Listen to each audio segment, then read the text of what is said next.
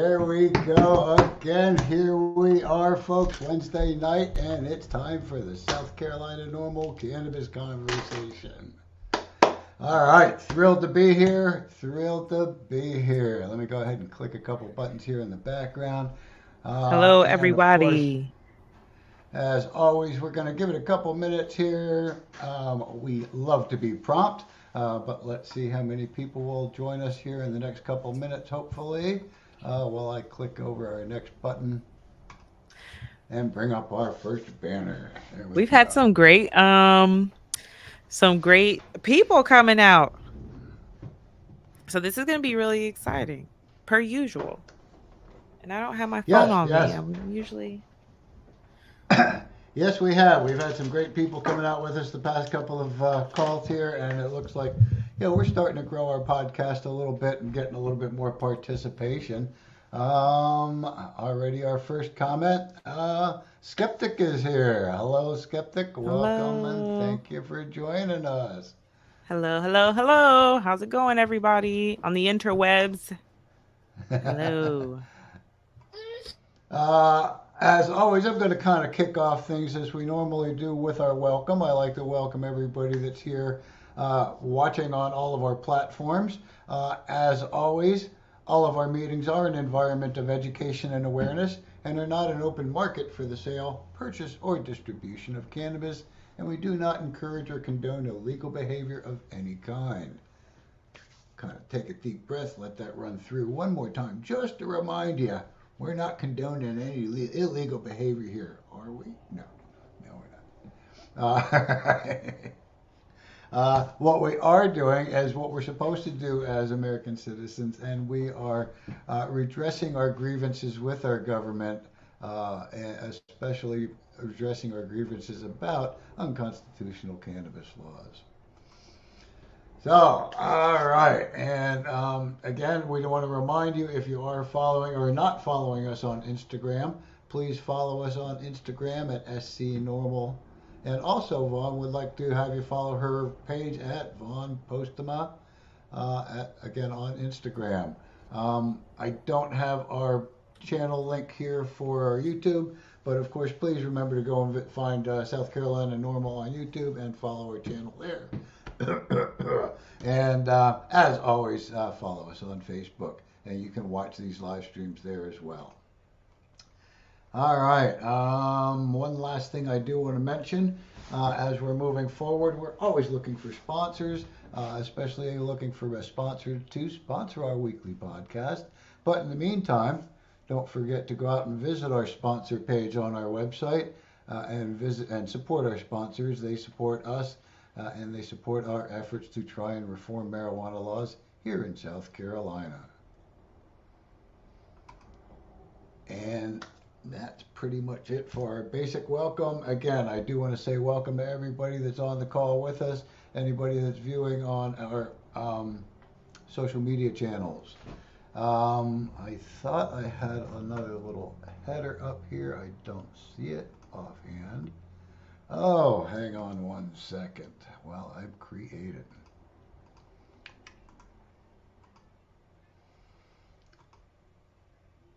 And drag that back up to the top. And I'm going to click this on for, let's see if we can surprise Vaughn as she turns around. Intro and addenda. Basically, I've Here I taken care of the am. intro part of it. Yeah, for But sure. let's For see sure. what you got for us tonight. Yeah, I'm really excited about tonight's topics. And disclaimer, y'all, I am pulling double duty today. So I'm watching my young one as my husband makes his way here. So if you hear some activity, just know he's fighting the good fight in his own way by being a listener and learning how to exercise his rights as a United States citizen. So the children are the future. So There you today, go.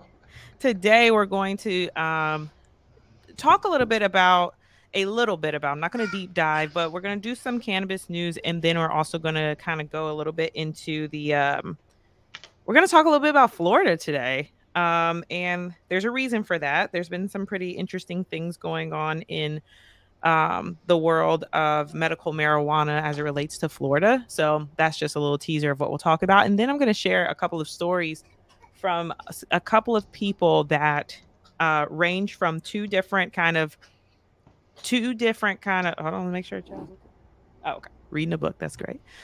So there's two different stories that I kind of came across in the last week. One that was very much in line with kind of a medical marijuana perspective, and then another one that had a recreational perspective that I thought was just kind of unique and would love to bring that story to the floor. So, first and foremost, let's get into some cannabis news. Let's jump right into that because there's some exciting things going on, especially, last week Scott was able to talk more about the Joe Biden and what he focusing on that the scheduling of marijuana, the pardoning, all of that has been a pretty big deal, and especially when it comes to other governors like doing things about that. Because North Carolina's governor has actually been in the news lately for some of his comments about it. And I thought it was really interesting to kind of revisit the states with the most arrests for marijuana possession. So I've got in here, and Scott, if you could put this into the chat for me, please, to share. This Hold link? on. Yep, just Mm-hmm. dropped it in there. Perfect. Hold on one second, y'all. Hey, bub, as I like to call him, my little doobie. There he is. He's been eating a lot of bananas, so that's what's going to satiate today. So, Ah, states with the most arrests for marijuana possession, as you can guess, South Carolina definitely is up there, but there was something that was very interesting about this. Please take the time to go ahead and read it and check it out. But first off, the first line here: federal convictions for marijuana possession will soon be pardoned, but the move doesn't apply to thousands of Americans convicted at the state level for the same crime. Right? We know this. This is something that's on our radars just as citizens, especially for those of you who are joining us with the normal conversations. You know this all too well, that this is something that we don't want to have as an oversight when it comes to legalizing, and whether it's decriminalization, legalization, any of those elements. So I want to make sure that whenever South Carolina comes up in these conversations about cannabis, I guess pun intended, um, it's important for us to know kind of where we land. And this little chart rather, was pretty interesting. One, because it shows total arrests from 2017 to 2021 for marijuana possession, I believe. Yes, marijuana possession arrests by states. And you can see the decline. Here's South Carolina, right? 18, around, let's just say 18,000 arrests in 2017, down to 8,000, let's just round it to 9,000 arrests in 2021. So, as you can see, the trend is that it's going down. And I think that this aligns with a lot of conversations that we end up having with people where, you hear through the grapevine that marijuana arrests are deprioritized, and um, it might be something that isn't as much on the radar as before, or there's people who are getting arrested, but those arrests aren't always, of course, an arrest doesn't always lead to jail time, being convicted of the crime. Well, I'm glad that arrests are going down, but we've actually had this conversation before, where it's also important to understand that when you are arrested, being arrested can cause a huge inconvenience to your life as well. Waiting on charges to drop, or to be found not guilty, or things of that nature, can take a toll on your life. So I'm glad to see that these things are have waned down, but it just shows you that if we're going to take efforts to deprioritize something, deprioritization and decriminalization are not the same thing. So they should not be treated as the same thing, because clearly there's still people that are being arrested, and there's still a disproportion of who's being arrested, especially in terms of Black and brown people, or as this says, um, the pardon will not apply, talking about the federal pardon, will not apply to hundreds of thousands of mostly Black and Hispanic Americans convicted at the state level for the same crime. This is an important aspect, and I wanted to bring this article to our attention because it's something to think about. As you know, it is to be celebrated what has come up with Biden, but this is why it's important to push our governors to act, because if this is happening at a federal level, then this isn't, as a reminder, I'm probably preaching to the choir right now, but for anyone who might go back and listen to this is not going to help people that are at the state level. So we have to push for our states to support this and to act on this, so that, just like this article said, people who are on a federal level being pardoned, and then people in our state, these are citizens. These are citizens that could be contributing to our, South Carolinian like society in multiple ways, in multiple beneficial ways. So that's just something that I wanted to touch on. I see we got a comment from Josh. Let's see. Josh says, as long as they can profit off of this bogus law, South Carolina will never give it up. And you know what? I'm glad that you mentioned about profit, because I'm going to talk a little bit about that later on as well. Matter of fact, I might as well just mention it now and then we'll talk about it again. But one of the articles that I have says that nationally, recreational marijuana is a $32 billion industry that has brought in close to $4 billion in tax revenue for the 19 states that have legalized it. There's potential there. Like there's potential there for us to replace this thing that we've been profiting off in a very immoral way, and start doing it with a much more ethical eye. And I think what Josh brings up is very important too, and something to think about. So I'm gonna keep it moving on. That's right. You hear the little one in here agreeing with me. That's right. So I'm gonna move on to the next article. But Scott, did you have anything? I know sometimes you have your pearls of wisdom. Yeah, bear with me 1 second. I got a request from somebody I don't think realizes we're not on a Zoom anymore. Oh, no So they're problem. looking for, so they're looking for a link. So I'm trying to get them the link to our. All good. I can move on to the next article. So make sure that y'all read that in your spare time. Very interesting stuff, and interesting to see how we stack up Oh, against other states as well. okay, I got it here. I'm all taken care of with this. Perfect. Yeah, I had a couple of comments on that Go for because it. Josh's comment was reflective in a way of sort of my feeling before I even saw his comment was, what's going to happen, or what do you think might happen? Let's put it that way, from from law enforcement once they legalize any type of medical in South Carolina. Do you think those arrests will still continue to go down statewide, or do you think they'll start to ramp up again and go after people in those poor communities? Um, and now, with just some new laws behind them. Do you have a medical card for that? Nope. Come on, going with us. Um, It's I, a I see it going up, but what do you guys think? Leave something in the comments there. Do you think law enforcement's going to kind of let it go, kind of still keep it deprioritized once medical gets legalized in South Carolina, or do you think they'll ramp back up against non-medical use or non-authorized medical use? Let's put it that way. Um, um, do you think they'll ramp it back up? So, depending on what you think, drop something there in the comments, and let's see what you have to say on that one. But okay, let's go ahead to the next article. I'll grab the link here and drop it in the comments in the chat.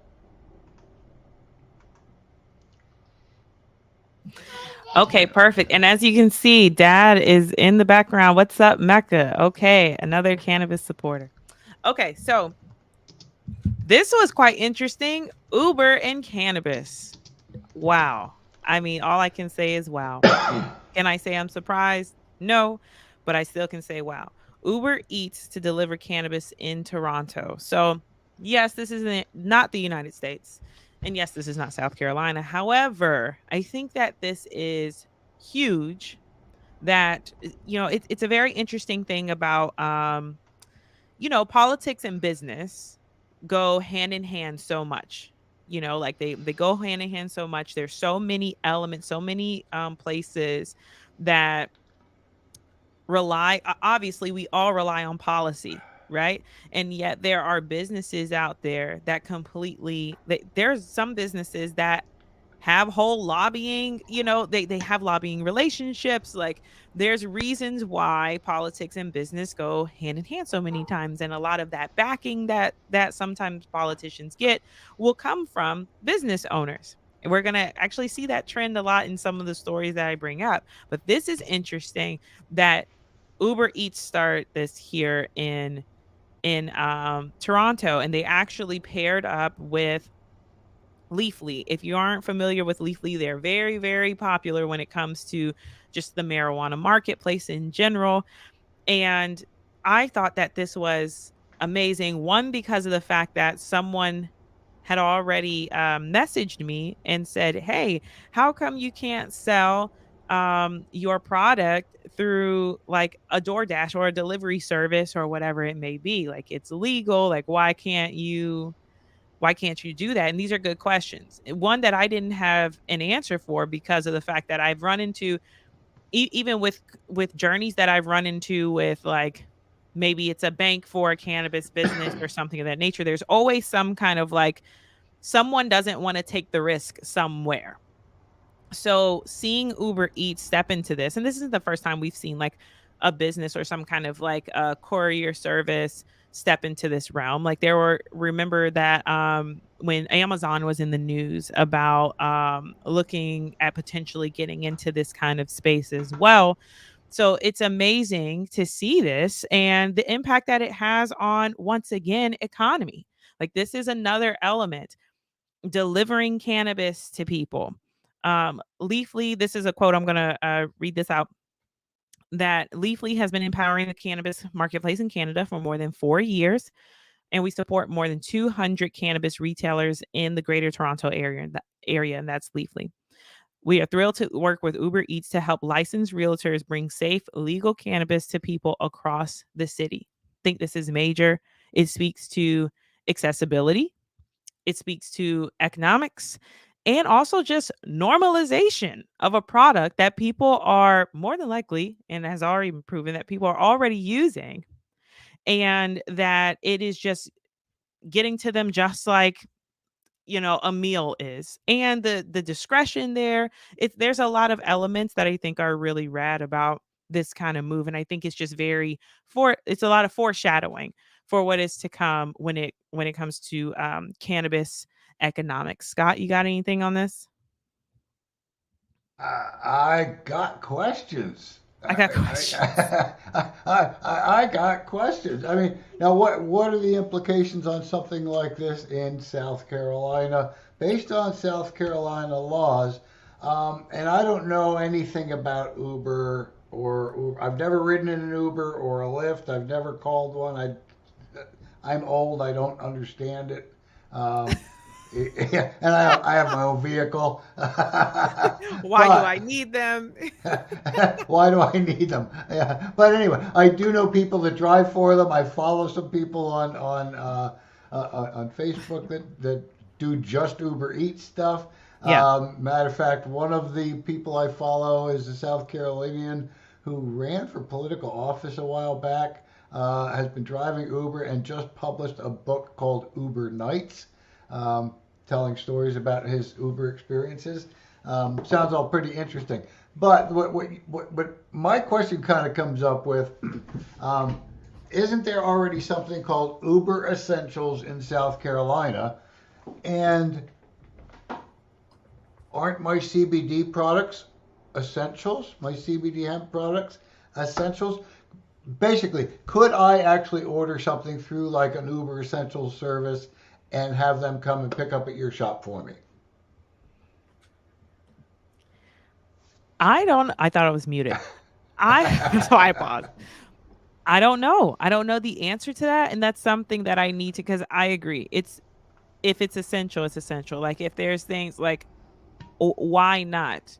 So I'm actually, it's on my radar now to do some digging and do some research because I'm curious. Like I know that sometimes, um, like things I've run into in the past, and this is just from my perspective of like being a business owner within this space and within South Carolina. So this is, don't take my word as the Bible in this particular instance. I'm just giving a personal experience is that sometimes like when you run into processors like card processors, not all of them want to take your cannabis business money because of their own kind of restrictions or they feel like it's too risky. And so you have to dig and find a processor that's going to allow you to have people swipe their cards. So I wonder if there's an element within these delivery services that might be the same way. I'm gonna find out, and whatever I find out, I'll let you guys know. Yes, I mean Um, that would be very, very interesting. Uh, is that the stepping stone that we need to Is get that legal I weed? know. No. I mean, ultimate discretion, right? Like, I mean, you don't have to show up to a place if you don't want to, and also just convenience. Like convenience. We got a couple of comments. I'm gonna slap some up here.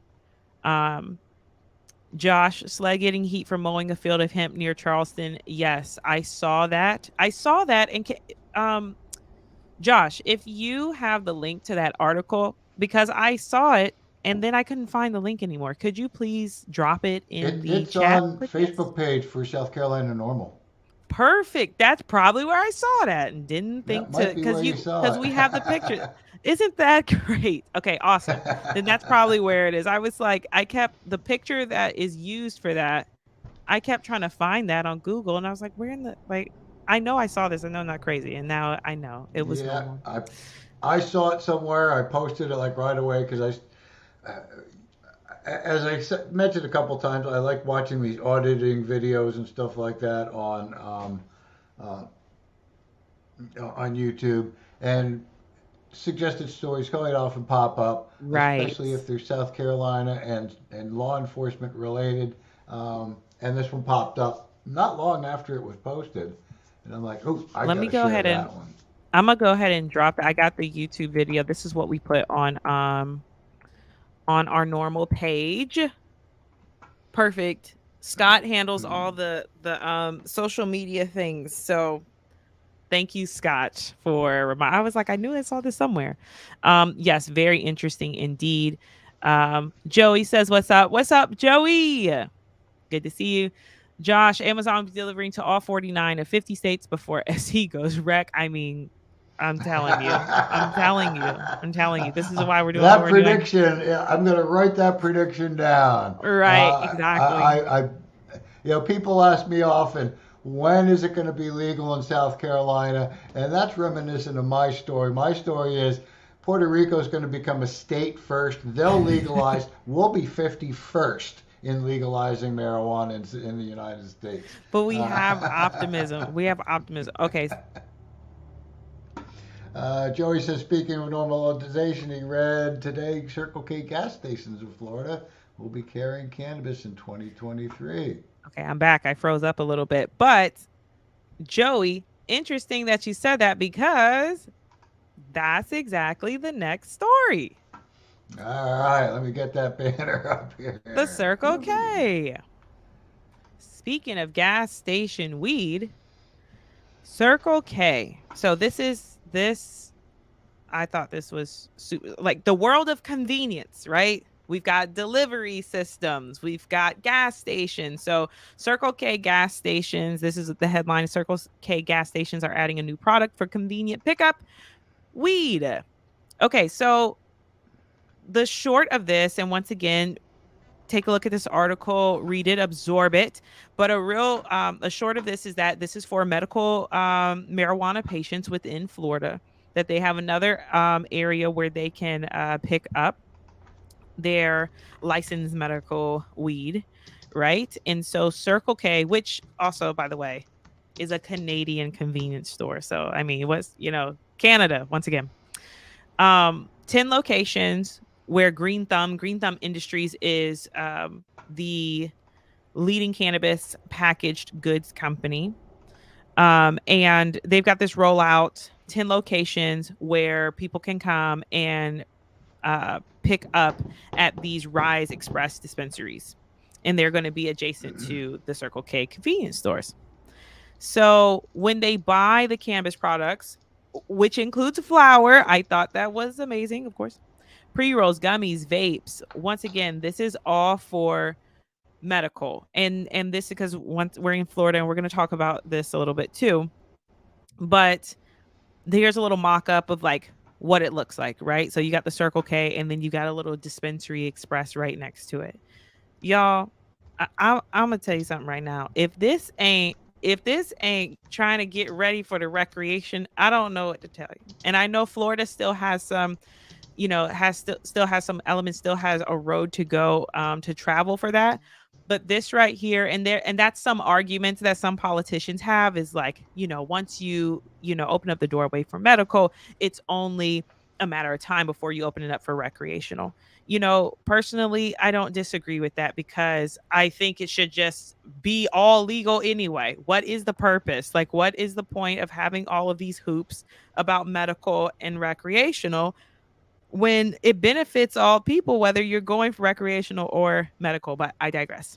So this was pretty interesting. I'm not going to read through the whole thing because I want to save on time as best as I can. But more than 700,000 Floridians are currently registered active card holders, medical marijuana card holders in their medical marijuana program. That's intense. That now you can stop by a Circle K. First off, sidebar, my dad loves Circle K because he can get his little cup of coffee because of this little $5 membership he has every month, and he can stop and get his free cup of coffee every single day. And so just imagine you getting your cup of coffee, then you walk next door and you pick up your prescription marijuana. Like this right here, that to me feels very much like a normalization. So to speak to Joey's comment earlier, I feel the exact same way. These are steps of normalizing. And when we're taking away stigma, that helps people to kind of align a little bit more and see this in a different light, to see cannabis in a different light, to see it in a way that's not demonized. This is intense. So between the delivery and the convenience, I find that to be kind of amazing. Scott, what you got? I love it. I mean, you're talking to a guy who's never been in a dispensary at all. Um, and yet, what I see is, pictures of choice, selection, being able to walk in and have some options. Now, mind you, talking to people that have been to different states and different dispensaries, I'm told there's definitely differences from place to place. Mm-hmm. But like I say, it should be normalized. I know when we started the conversation a little bit earlier, had some preconceptions of some of the stuff I would talk about, and the conversation actually hasn't gone necessarily in that direction. But we did touch earlier on the pardoning of Biden, how it may or may not trickle down into the state level. Mm-hmm. But again, what I'm not seeing is ending of cannabis testing for employees. People, so many businesses are saying we can't find employees. Mm-hmm. But how many cannabis consumers either don't apply or cheat when they apply and buy P or use synthetic P or this or that. Mm-hmm. Mm-hmm. But again, I'm going to go back to that story of the truck drivers, where they were saying they're having such a hard time finding truck drivers. And then this article talks about how many truck drivers have been removed from their job because they tested positive for cannabis. And we know that those cannabis tests are residual in most cases, mm-hmm. up to 30 or more days. Mm-hmm. Mine ran 59 days till I found a clean test. And many of those people, like 10,000 of those drivers, said, we're not even going to bother going through their rehab and trying to get our truck driving job back because, we'll just work in another industry. Screw that. If they really are concerned about filling positions and they want good qualified employees, because there's uh, no documentation that cannabis consumers are worse employees than any other consumer, any other employee. Um, anyway, that's No, my good little stuff. side note around because Yeah. how many of us would like to be on our way to work in the morning, like Pop, pick up our cup of coffee, and as we're going, maybe pick up a little something to enjoy us to wake us up for the morning on our morning wake and bake. That would just be so ideal. Yeah, I'm telling you, it is absolutely to see that at a gas station. Um, it is, I think it's major to see conversations with delivery services. That is major. With mailing services, that's major. Like there are moves being made, and I think South Carolina continues to be in this list of, what is it, list of six now that have absolutely no, like, everything is completely illegal. So this is why we are banding together and trying to make Well, things happen. we've got some opportunity to make some changes in the next couple of weeks as election day gets here. Uh, I mean, I know a lot of people in this state have find it a hard pill to swallow, um, but vote if you're an issue voter. Vote for your candidates to support the issue. Yeah, And go ahead and visit our Smoke the Vote guide at vote.normal.org and find out what your candidates in your community, in your local district's position might be. Hopefully, we've gotten a response from them. We have not from everybody, I must admit. But, you know, now's really the time. We've got a couple of weeks until the midterms here. Get out there, folks. Get ready to vote. Find out which one of your candidates may possibly support. Uh, Talking about that, I just want to stop for a moment. I don't know why go my for it. watch is doing that. To remind you all, I am in the South Carolina's first congressional district, U.S. congressional district, Nancy Mace's district. She is debating Dr. Annie Andrews tonight at 8 o'clock. So I will probably be cutting out right about 8 so I can get over and kind of watch that debate. Um, I like Nancy because she's got a descheduling bill. Not sure what else I like about her and some of her policies, but I like that.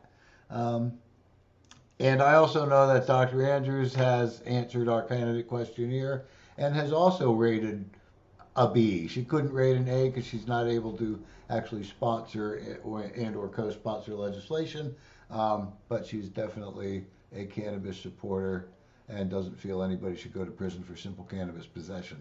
That's going to So be a good that's a debate. long way around talking about South Carolina news. Um, Tell us what you got about Forza in Florida. Yeah, so I wanted to bring up some things in Florida, and I've got a couple of articles that span from about August to October, because I thought that since we had this conversation about medical marijuana in South Carolina, though South Carolina and oh, actually, let me pause for a second. I'm so sorry. I wanted to make sure I gave a shout to these comments real quick, because Josh says something that I'm actually going to end up talking about, or at least a company that I am going to talk about, where he says, I have a medical marijuana card in Florida, but I would rather go to MUV or Trulieve. I might get confused going to Circle K to get gas. That's fair as well, fair as well. But Trulieve will definitely come back up because they're doing some interesting things, and they've kind of put their money where their mouth is, and we'll get into that.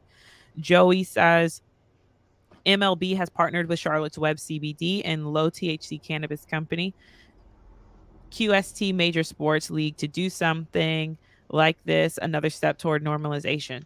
Yep, I'm Major League Baseball. You get Yeah, some of these big yeah, organizations involved, big money involved.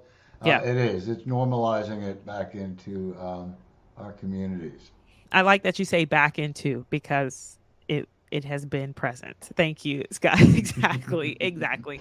So I wanted to talk, kind of breeze through some of this stuff about Florida, because Florida has had a medical marijuana program for a hot little minute right now, and so it's interesting seeing a state that has had it for a hot little minute and see kind of where they are and what the citizens are looking forward to, and how is their Department of Health, how is Florida's Department of Health handling this cannabis program. So in August, you'll see that there's this article that came out that said Florida sets limits on medical marijuana dosage and supply.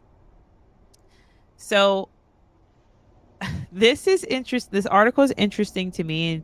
Give it a read when you can, because it's an example of how, in my opinion, and I would love to hear what you all think, but it's an example of how medical marijuana has, I'll say that it has good intentions, but ultimately, to me, it just doesn't make the most sense sometimes, especially when we get into a space of like capping people or giving them certain uh, restrictions that aren't really aligning with what patients need. And I think that that's a big conversation that you got to have. Like, that's a big conversation that you have to have. Um, in this particular article, like I said, this is in August, so bear with me, but Florida health officials released a highly anticipated rule setting THC dosage amounts and supply limits on products doctors can order from medical marijuana patients. So these parameters out, and it was a part of like an emergency rule that they were able to do. So when the medical marijuana program was built, there were these kind of, I guess you could say, fail safe moments, or as they call it, emergency rule moments, where if something needed to be changed, they could change it kind of without having to, well, there's still input in things that they should take, but you'll find in this article they did not really seek the input of citizens. But they can make these rules if they deem that it's necessary to do so. So the rule, which was sent to patients and doctors on the Friday in August, carried out. So it was sent on a Friday, by the way, and then would be in effect that following Monday. So you tell me how fair that is. But it says that the rule carries out a state law that imposed a 2.5-ounce limit on smokable marijuana purchases over a 35-day period. I just, it's just very interesting to me that, one, it's about weight, right? It's about like the weight of it. When we get into things like potency, like I think that when it comes to medical, like if I just think about it in terms of CBD, right? Say you are just using CBD. In order for you to really maximize the health benefits of CBD, you have to take large amounts, like a very large dosage of CBD, because it's just the one cannabinoid, right? So that's another reason why, when it came to kind of the CBD realm of the cannabis industry, quickly it started to become, okay, I need a little bit more. Not that CBD is trash, because some people out there say CBD is trash, and that's not true. It's just that it's being what's the word?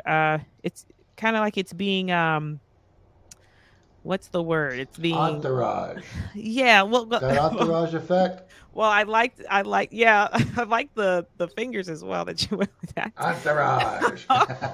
Entourage. But that entourage effect is way more valuable. And the more that we restrict, CBD or people's access to kind of that entourage effect, that's an issue. So I say all that to say that it's very interesting, these dosing and supply caps that are coming after, 6 years of this approval, that they settled on this 2.5-ounce limit. Now, as you continue to read through this, you'll see that there's some, matter of fact, I've kind of pulled out some points that I thought were kind of the most intriguing, that said, one, um, the patients for medical marijuana in Florida, they're paying the most, like they're paying for all the costs, right?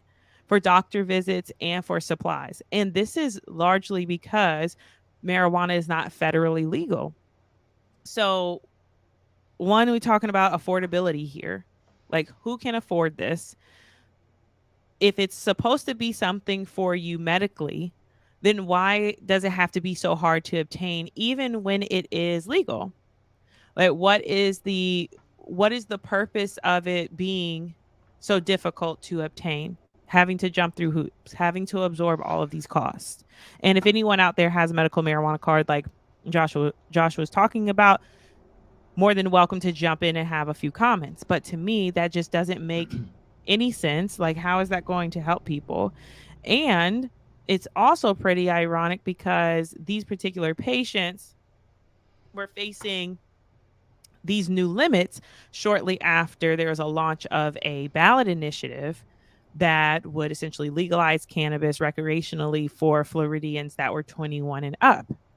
And the reason why that is pretty exciting is because truly the cannabis in Josh's comment, he mentions this particular company.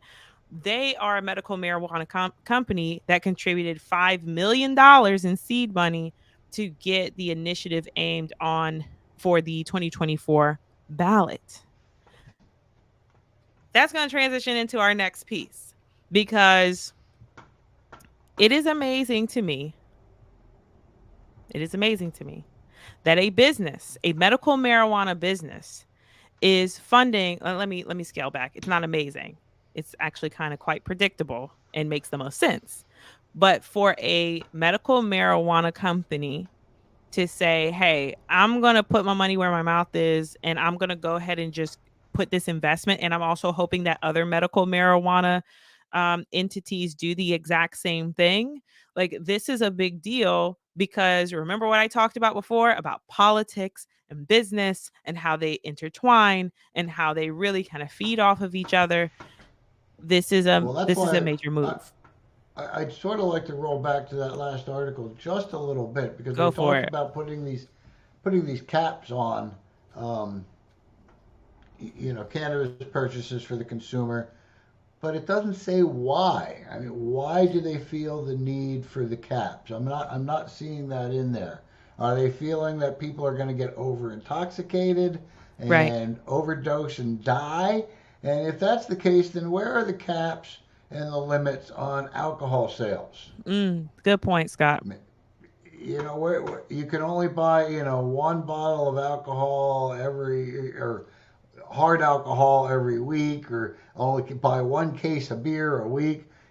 Back in my heavy drinking days, I'd be real disappointed at rules like that. Very good point, And Scott. yet, today, that's more alcohol than I'd care to drink in a week anyhow, so I'd be good. So, it is a matter of perspective. It reminds me, I'll never forget, I don't know why this sticks with me so, watching Judge Judy. We used to watch Judge Judy a lot on television, and somebody had like an ounce of marijuana, and Judge Judy's eyes kind of widened and like, "That's an awful lot of marijuana, Mister Defendant." And I'm thinking to myself, I don't know, a bottle of scotch seems like an awful lot of scotch to me. Right. You know, could be years worth because I hate scotch. Right. but Right. but to Judge Judy, a bottle of scotch might not be that much. So again, many times it's perspective. And I'm wondering what the perspective is on why they wanted to cut the limits just to make it more difficult, just to be obstructionary in the move forward toward legalization. I don't know. I'm not seeing that in there, but I just wanted to bring that up. Yeah. I think that's an excellent point, Scott, and I'm glad that you did bring it up because it's just and I'm glad that you explained that in that sense too because for me it's like I guess because of dealing with like ounces or grant like when you're aware of the product, and that's another element too. When you're aware of the product and you know what this product is and you know that it's completely based on people's usage anyway, what it is that like what kind of say it is smokable, like what kind of smoker are you? For some people that might not last long, for some people it probably lasts them a very long time. Like, it's unfair to just blanket, and that's why it feels like they treat perspectives like this treat marijuana like it is this addictive like element. That's like that's not the case for people. Like that's not the case for people. And I like the example about drinking because it's the same thing. There's like I've got a friend that I could sit at with happy hour, and let me tell you, she's going to drink faster than me.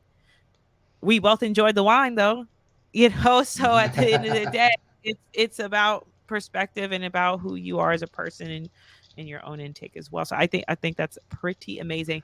I think And another. I often go back to Tom Davis's Senator Tom Davis's comment when he talks about why smokable is not in the medical bill, um, and why he thinks it should be, because he's aware that many consumers, especially vets with PTSD, find greater relief from smokables and from smoking large quantities of it.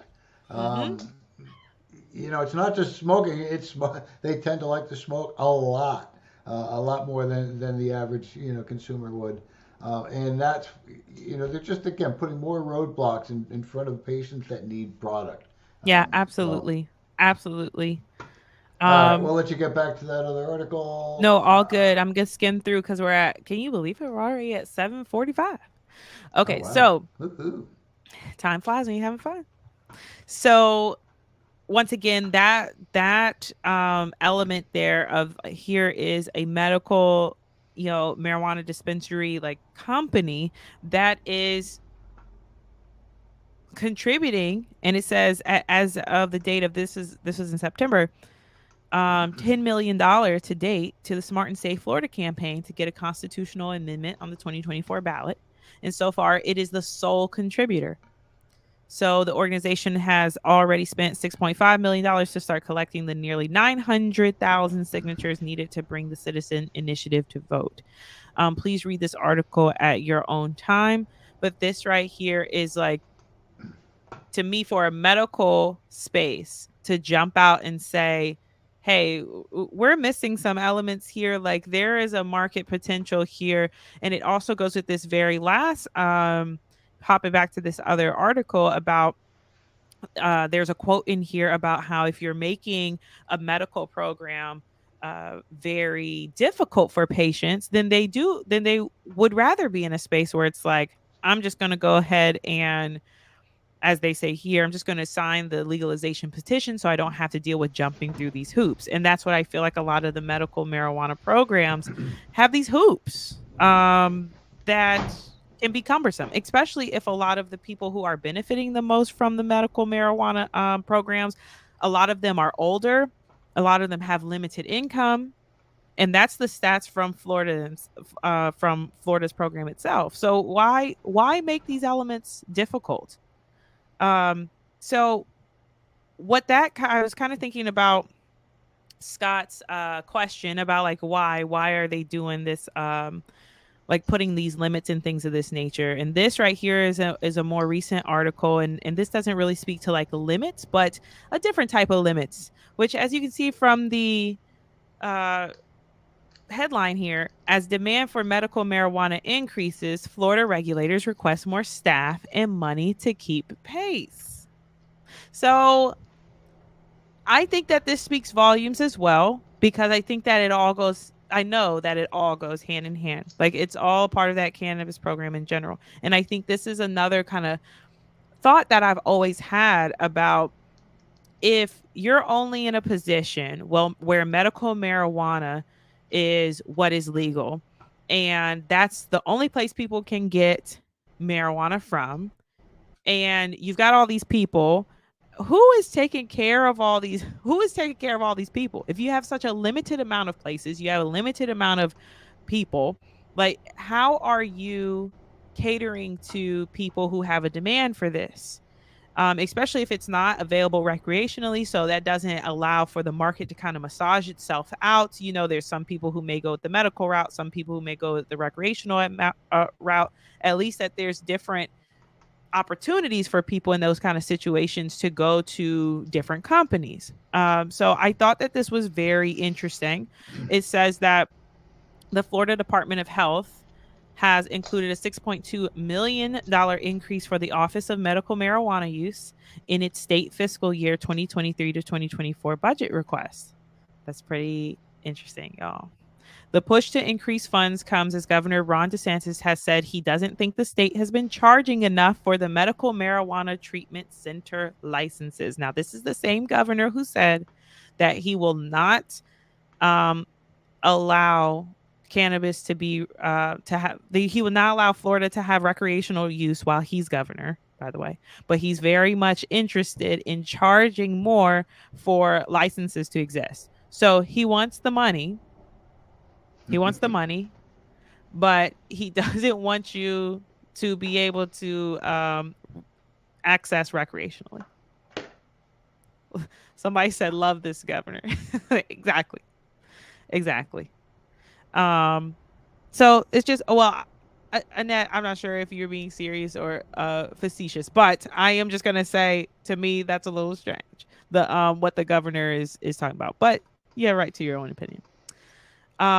Yeah, thought that this was pretty interesting. Please read this at your own time. We are running out of time, but I think that this is something to think about when it comes to what do we want our programs to look like. Like when this is important to kind of look at what other states are doing as well, because of the fact that even though we are not legal, I like to look at the silver lining, which is we may not be legal. However, we have all of these blueprints that we could read, that we can, observe, and then we can kind of see what works best for South Carolinians and see how Right. important it is for us to be in the know, for us to be in a space to make decisions or to voice our opinions. Scott? I'd like to see what's going on with New York. I really haven't been following it, but I know they were supposed to be like kind of the new template. Yeah. Again, I'll have to look into that before our next conversation just to make sure I'm up to date on that kind of stuff. Um, from the people I've talked to, yeah, there's differences of opinion on how different states are running their program, and yeah, I just have a bad feeling about what may happen here in South Carolina if we don't kind of keep our thumb on the pulse and make sure that the citizens are, the citizens' opinions are heard. So, Yeah, um, absolutely. Absolutely. We are at 7:52, so let me hurry up and wrap up. I was gonna share a couple of stories. I might have to wait till next time, but just to kind of let you all know, there was a couple of conversations, like I said, that I had this week that were very interesting. Um, when it came to kind of medical use and recreational use. I also was able to. I think I saw in the comments. Shane Bush also kind of popped in. Thanks for popping in, Shane. I think I saw that earlier. Shane's got some things going on as well. We don't have all yeah, the we're gonna details on pop it. that up real quick and talk about that in our as we start our upcoming events. We'll talk Yeah, let's about go Shane's ahead and event. do that. And I'll share those stories next time, y'all. Maybe I'll get some interviews for you. Um, All but right, I let's was start able with to, Shane since we've got it right yeah, up there we on go. top here. Shane Shane is says, putting together a rally, um, the there you South go. Carolina Cannabis Supporters United rally. My understanding from what I've seen on his post, it will be a silent rally. Um, bring signs and things like that. It will be in February 2023. I don't know the exact date yet. I know I've been kind of watching. Um, but as soon as we know what the exact date is, we will let you know. And once we get a little bit more details. But it is basically just trying to gather as many um, cannabis supporters as possible from all across the different categories that support, whether it's medical, recreational, veterans support, all those kind of different supporters, because there are different factions of support. Um, but yeah, he is putting that event together, trying to get as many people to that rally as possible. So thank you, Shane, for that. Also, I do want to update on our upcoming events. Charleston Pride Festival, which is coming up in November it was supposed to be the 13th, a Sunday. Um, I got an email earlier today. This event has been, I'll call it downsized a little bit. It's now going to be Saturday, November 12th at the refinery on Meeting Street Road in Charleston, from noon to 6. So I just wanted to put that one out there. It is, like I say, a location change. Um, we don't have anything on our agenda. Oh, I was going to say we don't have anything on our agenda for next month. And for this month, I forgot to mention it. Actually, that is next month.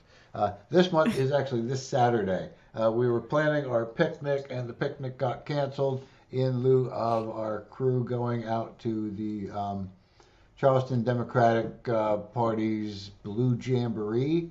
We're going to get a chance to talk to some candidates out there and some politicians. Be able to, of course, share our information.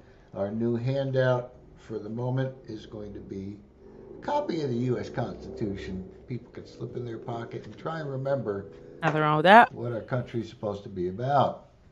Um, so there is that. Again, nothing for December planned at this point. I would like to maybe throw together just a little gathering, a little holiday gathering at some point.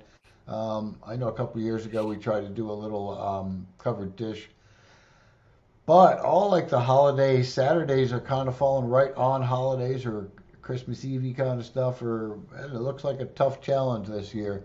So instead, let's plan for a lobby day in January. Um, Yay. Not quite holiday themed. I don't think we're going to be showing up on January 25th with our bells on and holiday hats, but definitely something to think about. Put on your calendar.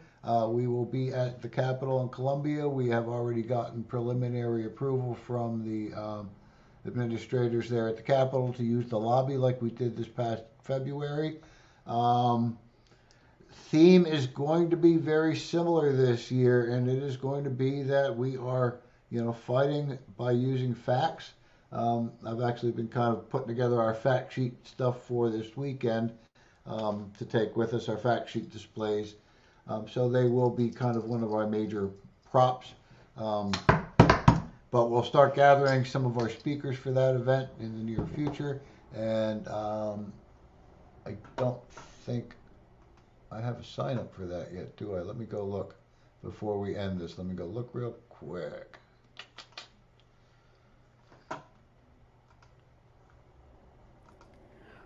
While Scott is looking, I just want to say real quick, thank you so much to everybody who's listening today and commenting today. And, thank you so much for your constant support.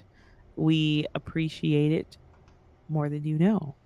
So we are excited That we about that. do. We definitely appreciate it.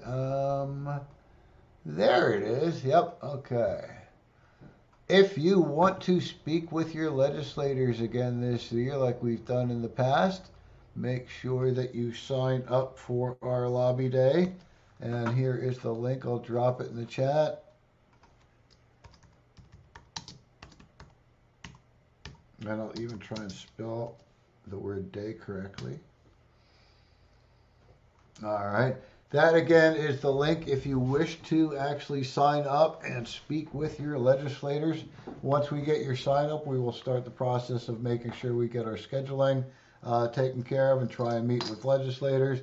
Very possibly we'll do a lot like we did this past year as well. And once we're done with the press conference portion and we're done meeting with the scheduled appointments, we'll probably just have our list of legislators that we want to stop by their offices anyway and drop off some info packets. So we will be doing that as well, and you're always welcome to join us on that run. Just to show up for the press conference, hold signs for us, and show your support. No need to sign up, just show up that day. But again, we're looking forward to a good lobby day again this year. 7:59, Vaughn. Oh, are you muted? Yes, I am. We are There you great go. with the time. We are great with the time. So thanks again, y'all. I think that wraps it up. Scott, you've got to get ready for that That debate. debate? Yep. So So I'm going to go and sit in and listen to that. So again, everybody, thank you so much for being here with us tonight. We really appreciate you joining in and listening. We'll see you again next Wednesday at 7 p.m. have a great night, y'all. Bye.